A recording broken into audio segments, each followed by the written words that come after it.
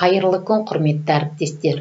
Бүгін сіздермен қашықтықтан оқыту жағдайында айтылым тапсырмасын беру, тексеру тәжірибеммен бөліспекпін.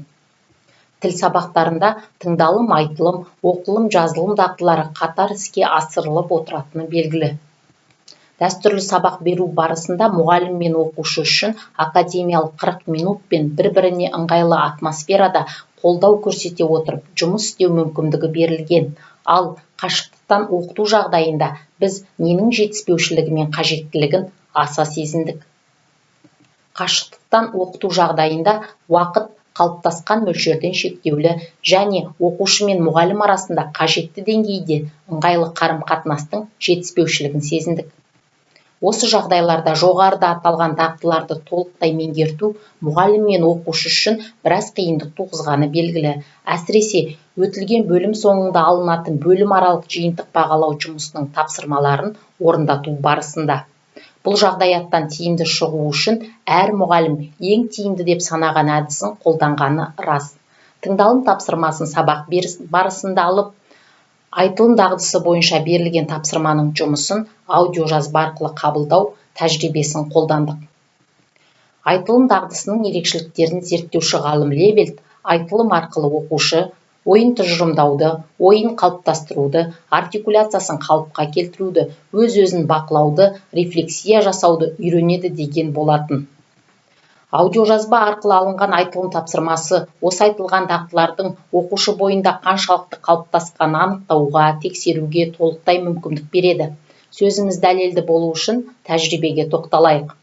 4-ші тоқсанда 9-шы сынып оқушыларына жастар және бұқаралық ақпарат құралдары атты бөлім бойынша А6 визуалды материалдар арқылы тілді дамыту, кесте, диаграмма, шартты белгілер мен сызбаларда берілген ақпараттарды талдау, баға беру, оқу мақсаты таңдалып, бөлім аралық жиынтық бағалау жұмысы алынды.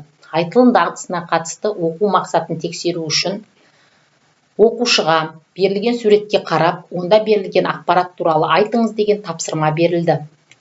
Тапсырманы орындауда басшылыққа алатын келесідей дескриптор мен бағалау критерийі ұсынылды. Дескриптор бойынша білім алушы мәтінге тақырып қояды, суреттегі диаграмма арқылы берілген ақпараттарды салыстырып айтады, себебін түсіндіреді, мәтін құрылымын сақтап айтады. Мәтінде тақырыпқа қатысты сөздер мен сөз тіркестерін орынды қолданып айтады. Берілген тақырыпқа сай ойын дәлелдеу үшін дәйек сөз келтіреді. Сөздердің лексика-грамматикалық нормасын сақтап айтады. Алдарыңызға бағалау критерийі мен дескриптор бойынша орындалған екі оқушының жұмысын тыңдауды ұсынамын. Бірінші оқушының аудиожазбасын тыңдаңыздар.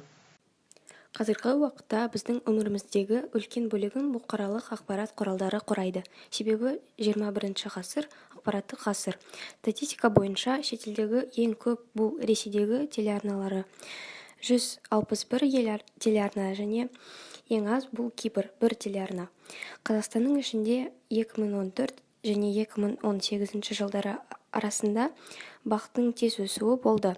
2014 жылында 2211 және 2018 жылында 3328.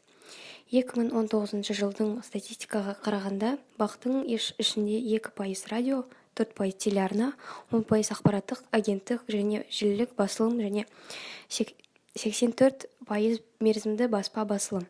Қазір адамдардың көбі ақпаратты ғаламтор арқылы алады, бірақ Қазақстанда баспа басылым да бар. Оның ішінде газет 2800 және журнал 990. Қазір ақпарат ең қымбат ресурс. Сол себептен бұқаралық ақпарат құралдарының рөлі үлкен.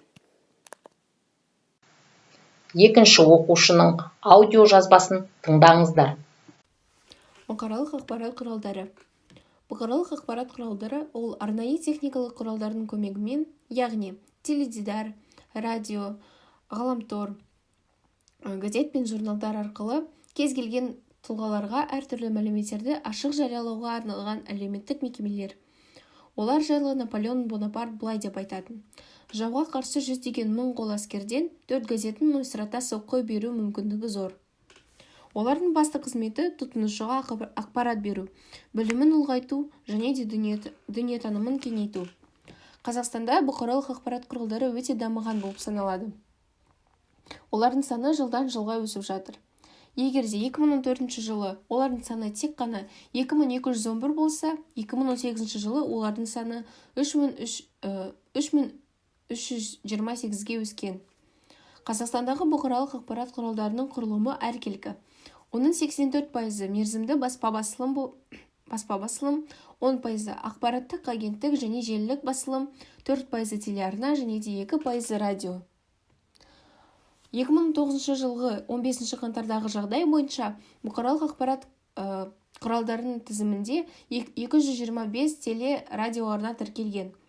Елге қатыстылығы бойынша оның 161 ол Ресей телеарналары, 15-і ақш-тікі, 16-і Эстониянікі, 20-сы Ұлыбританиянікі, 6-сы Франция және де 1-і Кипр телеарнасы. Қазақстанның баспасөз бұқаралық ақпарат құралдарына газет пен журналдар кіреді. Оның жалпы саны 2790. Оның ішінде 64,5% газеттер және де 35,5% журналдар. Бірінші аудиожазба бойынша оқушыға берілген кері байланыс. Оқушы мәтін тақырыбын атамай бірден мәтінді бастап кеткен. Диаграмма арқылы берілген ақпаратқа салыстыру жасап, себебін түсіндіреді. Мәтін құрылымын толықтай сақтап айтады. Тақырыпқа қатысты сөздер мен сөз тіркестерін орынды қолданады, бірақ барлық жерде лексика грамматикалық нормаларды дұрыс ұстанбайды. Нақтырақ айтсам, реттік сан есімдердің қосымшасы мен тәуелдік жалғауын орынды қолданбаған. Екінші аудиожазба бойынша оқушыға берілген кері байланыс. Оқушы мәтін тақырыбын, бұқаралық ақпарат құралдарына не жататынын атайды. Диаграммада берілген ақпаратқа толық салыстыру жасайды, оның маңыздылығын Наполеонның сөзін мысалға келтіре отырып ойын дәлелдейді.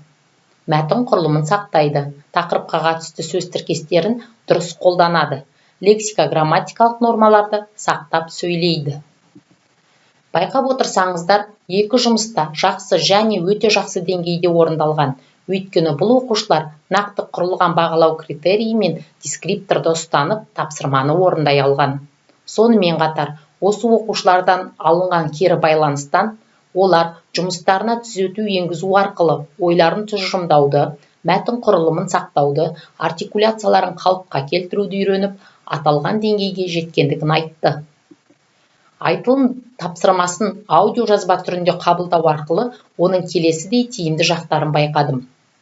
Тапсырманы орындату мен тексеруде уақытты тиімді қолдануға, оқушыға өз жұмысына баға беруді үйретуге, аудиожазба арқылы оқушы деңгейі мен ерекшелігін анықтап, дифференциациялық тапсырмалар құруға, оқушының аудиосы арқылы жұмысына нақты кері байланыс беруге, аудиожазбаны ресурс ретінде оқушы үшін де, өз тәжірибеңіз үшін де қолдануға болады. Қашықтықтан оқыту жағдайында айтылым тапсырмасын беру мен тексеру тәжірибемнен, айтылым үшін құрылған бағалау критерийі мен нақты дескрипторды үнемі басшылыққа ала отырып, оқушыға тапсырма орындату, одан кері байланыс алу, оның өзге де дағдылар бойынша тапсырманы сапалы орындауына ықпал ете алатынын көрдім. Назарларыңызға рахмет.